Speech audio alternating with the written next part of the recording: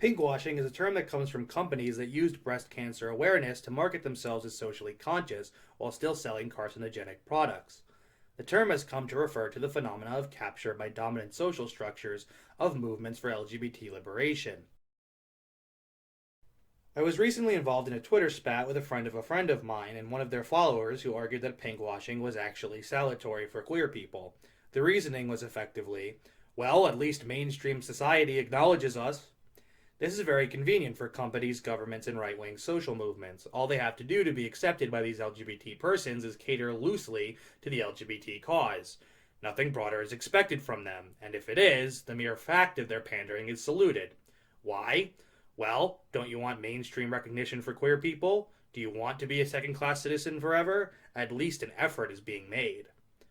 The reality of pinkwashing is that in an era of bifurcation, where the social system is approaching its death because the fact of polarization is causing diminishing returns, not only for those at the bottom, but also for those at the top, the ruling elite must secure a strategy for transition into a new form of exploitation.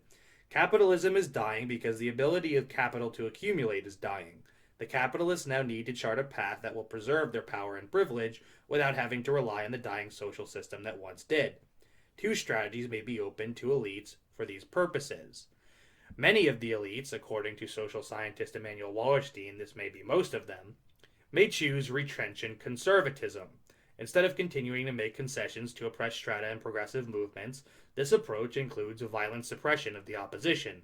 The rise of far-right populist and nationalist leaders, parties, and movements on the global scale shows that this approach is indeed one being backed in real time by many elites. Another strategy may also pay dividends, however. This is the approach of manipulation via false concessions. This strategy includes dressing up non-progressive measures as radical change. Pinkwashing is a prime example of this strategy. Possibly the most famous case of pinkwashing is the State of Israel marketing itself as the LGBT Mecca. Ignoring that Orthodox laws prevent gay Israelis from adopting and marrying, all this really means that Israel is using a pandering attitude toward queer people in order to detract from its human rights record. Do queer Ethiopian Jews getting sterilized by Israeli state institutions see Israel as the queer Mecca? What about queer Palestinians who die in the mowing the lawn missile attacks? What about any of this improves the standing of queer people in society? The answer is that it doesn't. Whether it's Milo Yiannopoulos and the EDL using LGBT rights to bash Muslims and ramp up xenophobia, or whether it's the Democratic Party in the late 20th century pandering to queer activists only to subsume them into the Democratic Party corporate structure, nothing about pinkwashing improves the standing of LGBT people in the capitalist world system.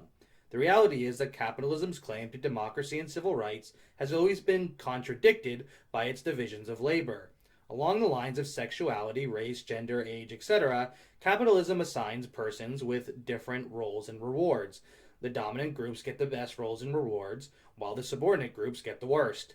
At best, pinkwashing disguises this contradiction. At worst, it's just one element of an elite strategy to replace capitalism with a new form of exploitation that can preserve elite privileges in the future. The recognition afforded to LGBT people by pinkwashing and homo nationalism is not recognition at all. It's completely hollow and only serves to push LGBT liberation further and further away. Now, if only Twitter social democrats would get that message. This video is a request by a patron. If you want to request videos, you can also become a patron. And my Patreon, PayPal, and blog are all in the description if you want to check those out.